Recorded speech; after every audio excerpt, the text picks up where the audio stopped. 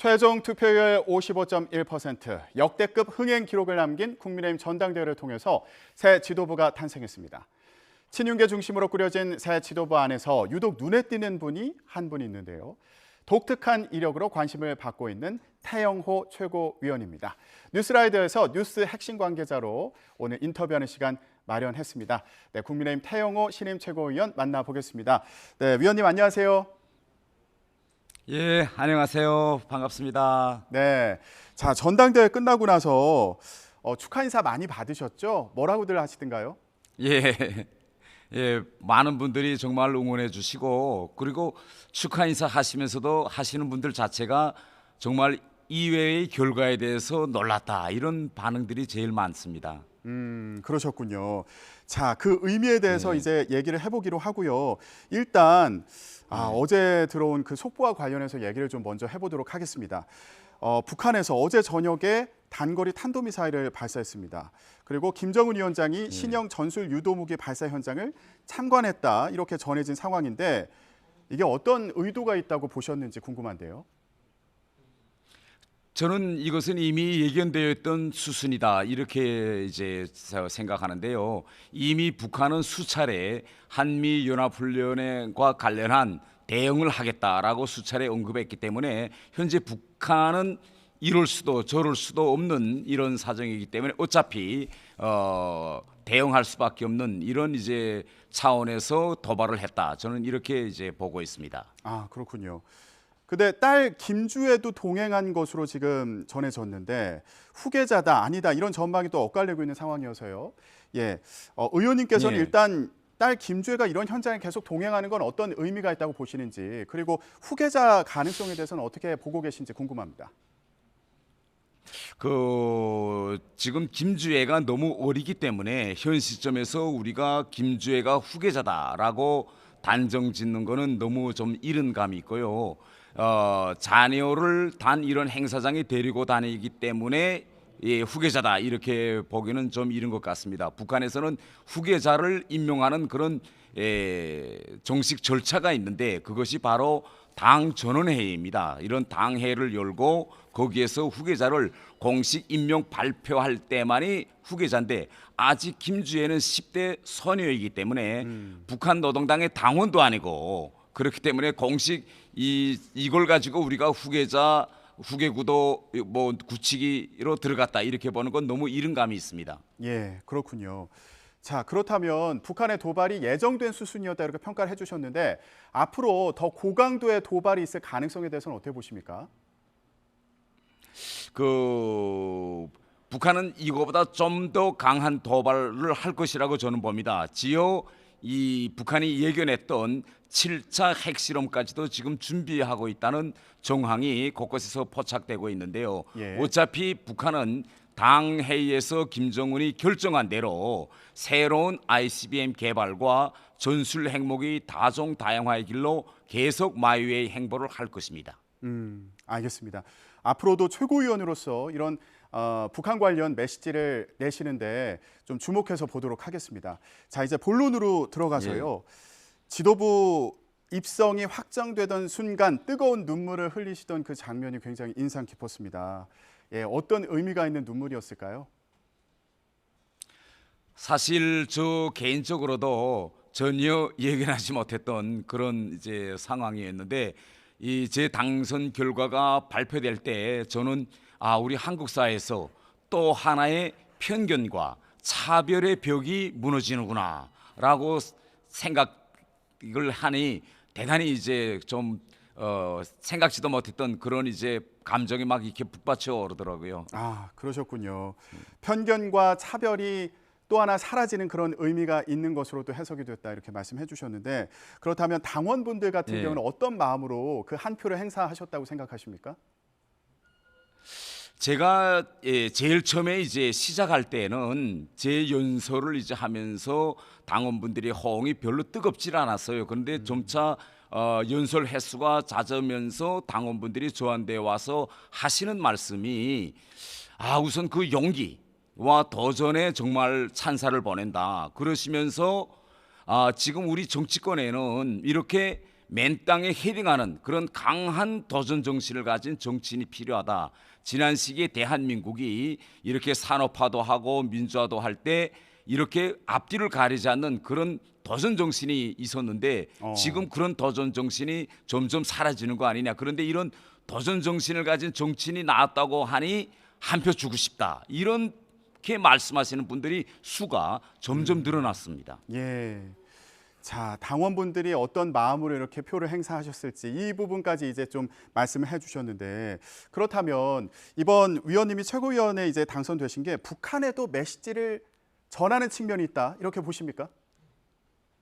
예, 당연합니다. 지금 북한에 알려져 있는 대한민국의 현실, 그리고 일반 북한 주민들이 알고 있는 우리 탈북민사에 대한 인식은 한국에 가면 물론 자유는 좀 있겠지만 경제적으로는 대단히 힘들다. 그리고 탈북민들의 일반적인 소득 상황도 한국 일반 국민들의 절반 수준에 미치지 못하고 있고, 또 한국 사회라는 게 일반적으로 편견과 차별이 심한 사회이기 때문에 적응하기 대단히 어려워하고 있다. 그래서 자유라는 것도 있지만은 경쟁이라는 측면도 있기 때문에 경쟁에 익숙치 못한 탈북민들한테는 이게 그렇게 천당과 같은 곳은 아니다. 이렇게 북한 당국이 끊임없이 선전했거든요. 그래서 저도 이번에 전당대회 나갈 때 많은 분들이 저한테 뭐라고 말씀하셨는가 하면, 뭐 전당대회 한번 나가보는 건 괜찮겠다. 그러나 당선될 것이라는 기대는 하지 말아라.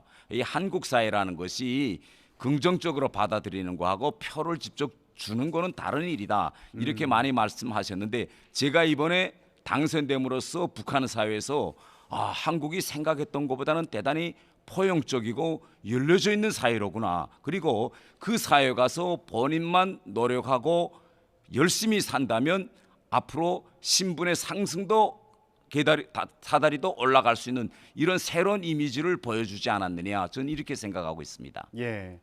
자, 그렇다면 최고위원 선거에 나가야겠다 이렇게 결심하시는데도 지금 말씀하셨던 그런 생각이 좀 작용을 했을까요? 저는 그런 생각도 있었지만 보다 중요하게는 윤석열 정부가 이제 들어선 이후에 다른 정부들보다 더 특이한 점이 북핵 위기와 또 사강 외교가 대단히 중요한 문제로 지금 떠오르고 있습니다. 지난 시기에 외교는 외교 영역이 있었는데 지금에 와서는 이 외교 영역에 머물러 있지 않고 국내 정치에도 이 사강 외교가 지대한 영향을 미치고 있는데요. 저는 외교관 출신입니다. 그렇기 때문에 제가 가지고 있는 외교관으로서의 전문성, 또 대북 정책에 대한 전문성을 가지고 윤석열 정부의 성공을 위해서 내가 좀 더 크게 이바지해야 되지 않을까, 이런 점을 제가 많이 생각했던 것 같습니다. 네. 자, 이번 전당대에서 또 주목받는 부분이 있습니다. 바로 친윤계 약진인데 의원님도 친윤계로 보면 되나요? 저는 뭐 친윤이다 뭐 비윤이다 하는 게 아니라 저는 윤석열 정부의 성공을 바라는 정치인이다, 이렇게 판단해 주시면 되겠습니다. 네. 자, 그렇다면 뭐 아까 간단히는 말씀은 해주셨는데 지금 친윤계다, 이렇게 확실하게 친윤계다 이렇게 외부에서도 이렇게 분류를 하지 않을 수도 있겠는데요. 이런 평가도 네. 하더라고요. 그러니까 윤심을 등에 업기보다는 독자적으로 활동해서 최고위원에 올랐다, 이런 평가도 있고요. 예. 그리고 영남 지역에 연고를 가진 것도 아니시잖아요. 예. 그럼에도 예. 불구하고 당원들의 마음을 산 건 어떤 이유가 있었다고 보시나요? 제가 선거를 시작해 보면서 보니까 저한테 가장 부족한 것이 무연고입니다.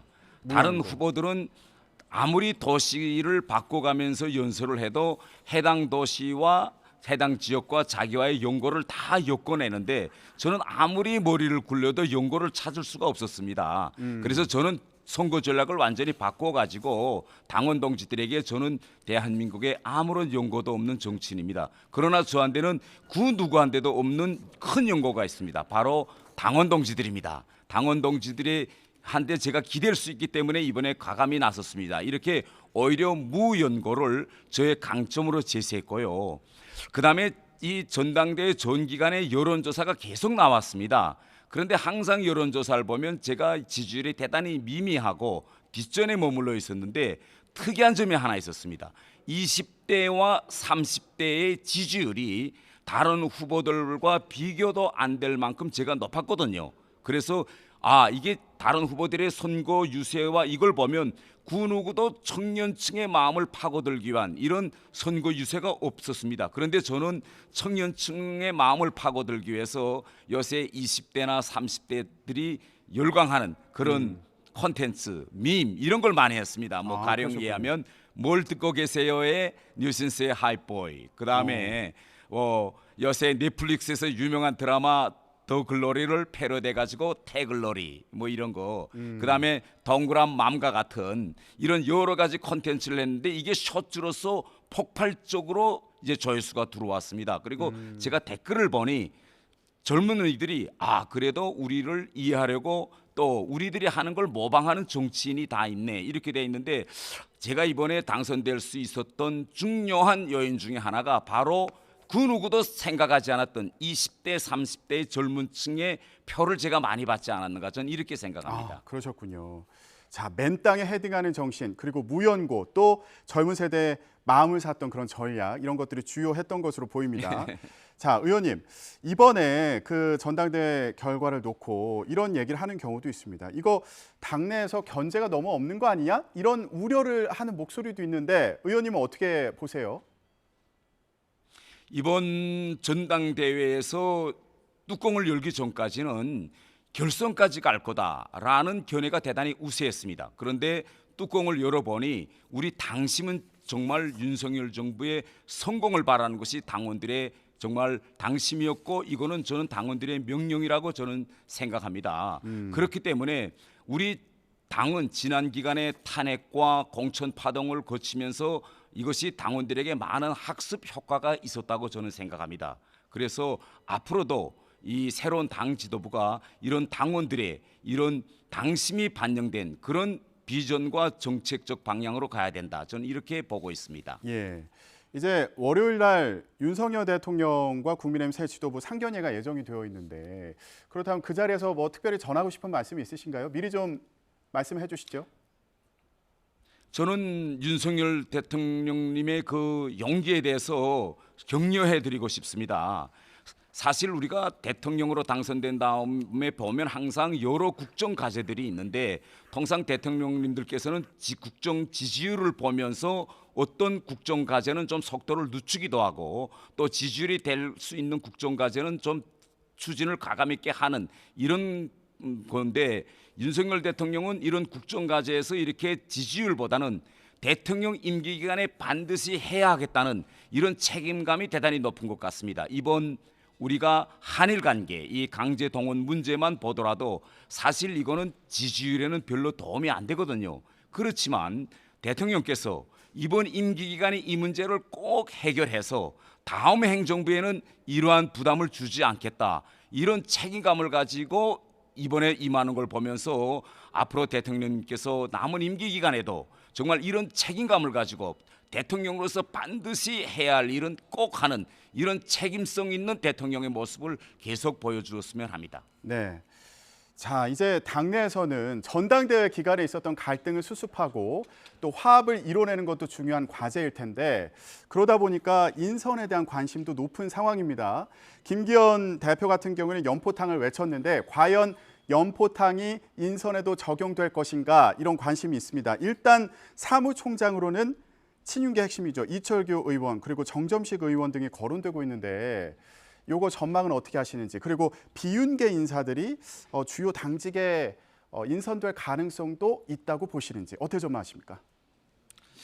그 새 당 지도부가 구성된 다음 어제 처음으로 이 모든 최고위원들과 당 대표가 만나서 점심 식사도 같이 했는데요. 이 자리에서는 아직까지는 누가 사무총장을 한다 이런 초안 정도도 발표된 것이 지금 없습니다. 그래서 현 상태에서 누가 된다라고 단정 짓기는 힘들고요. 아마 주말 동안에 김기현 당대표께서 여러 분들과 또 상의하시면서 최종적으로 발표하지 않을까, 저는 이렇게 생각하고 있습니다. 예, 비윤계가 주요 당직에 들어갈 가능성에 대해서는 어떻게 보세요?